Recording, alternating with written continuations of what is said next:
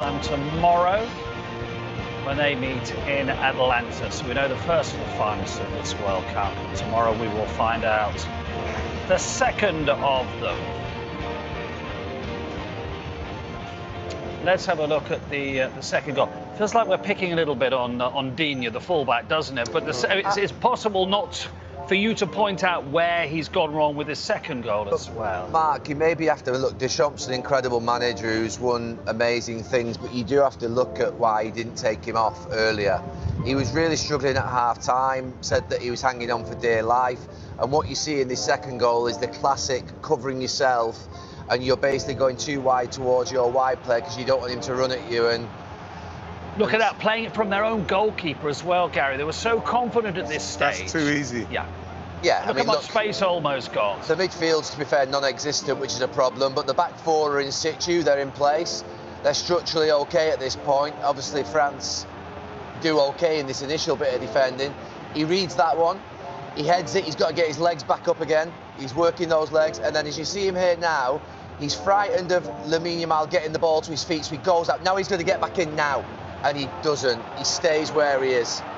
But you know what, Garrick, when I see these goals, you see players making mistakes, and it's clearly a mistake. Again, maybe his confidence gone, he doesn't know what to stick or twist against really good wide players. But you expect your mates then to cover for you. You know, I think it happens all the time. Players do get caught out of position, but no one's helping each other. That's where they didn't play as a team. No one's very alert to that, it seems. That's why they didn't play as a team, because the whole part of being a football team is your mates cover you when you're having a bad time.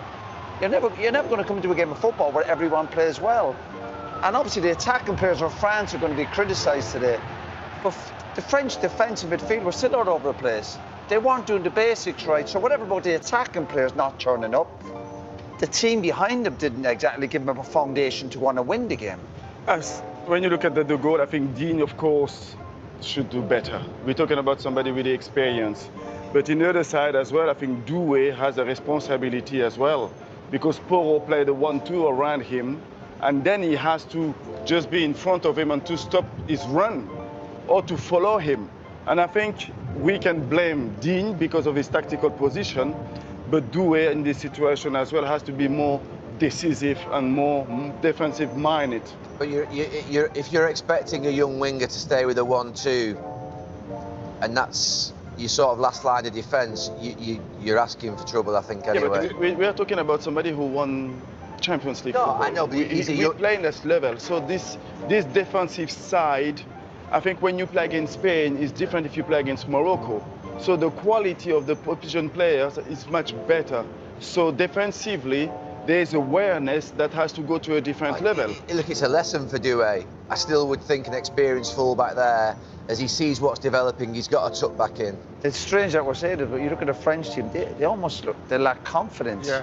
They lacked energy as well. It looked like they were waiting. They were waiting for someone to do something. Yes. That's what it felt like to me. Yeah. Dembele. Well, Dembele had one of the worst games I've ever seen him, because you could see that he knew that he had Digne, and Digne knew that he had him, so he's petrified. And everyone else did right. That's my point. His teammates would have known, and they was gives you such a lift, doesn't it? Of course, just keep giving it to him. Rodri, Ruiz, Olmo, Pedri, Gavi off the bench, and we're not being wise after the event.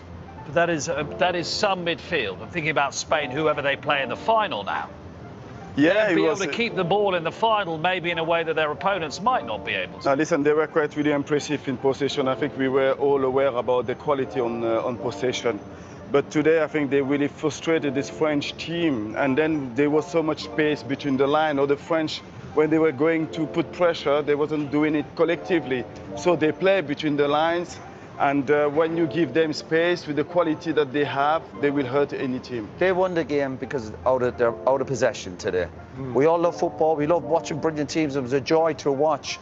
But you got to remind yourself what they do out of possession, and they got the rewards. They were outstanding. Their work rate, they worked in packs, did intensity to their play, a purpose, almost the opposite to the French. At no stage did they ease off, because they knew what could happen. We talked about Dembele, obviously we talked about Elise a lot. It was actually fair dues. Lamine Yamal, 19 yesterday, and we said he'd had a quiet World Cup.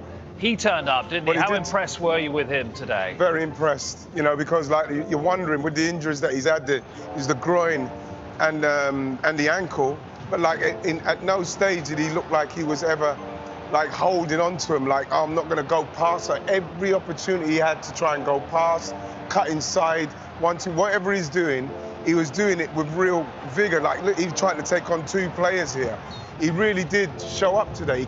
He showed up. And he injected the energy in without the team, a bit like Roy was saying, France didn't well, he's the one that they need to do it. So you were wondering, has he got the pace to go past them with the injuries he's had? And he did. And he's the one that can take them out. And the players behind him, Righty, when they know he's got the better of his play, they'll just keep giving it to him. You've got him. Because you think the fullback knows, his teammates know. You go, just give him the ball. He'll get us up the pitch. That was unlucky because the fractions in which he was offside there. That was the only shot on target in the whole of the first half. There needs to be more urgency from France, a bit like the motorists down there. Patrick, what went wrong in that first half? Yeah, I think the French team didn't turn up in this first half. I think it's a huge disappointment regarding the quality that they show so far in the tournament. I think they have to play with a little bit more intensity. I think they have to put that Spanish team a little bit more under pressure. I felt that he was really quite comfortable for the Spanish to control the game.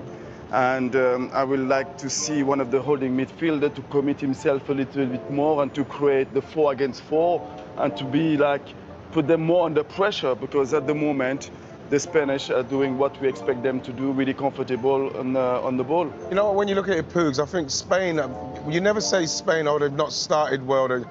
France, you can say that about them, and I remember they started like that in the World Cup final, but Spain are really on them. They're on Elise, they're on Dembele's playing poorly, but Elise, they're not giving him no time. They're winning the ball and they're pressing like they normally do. Spain are playing their natural game. France ain't woken up at all. Absolutely. They're in the groove, Spain, aren't they? Right, Gary, you've been having a look at what Digne, the fullback, has done wrong here for the penalty. Yeah, I said initially that it was a lack of awareness of not knowing that Lamine Yamal was there, but actually it's a lot better than that from a Lamine Yamal perspective. It is absolutely exceptional, and it's elite level wide play. So watch Digne here, you're thinking, does he swivel? Yes, he does. He has a little look.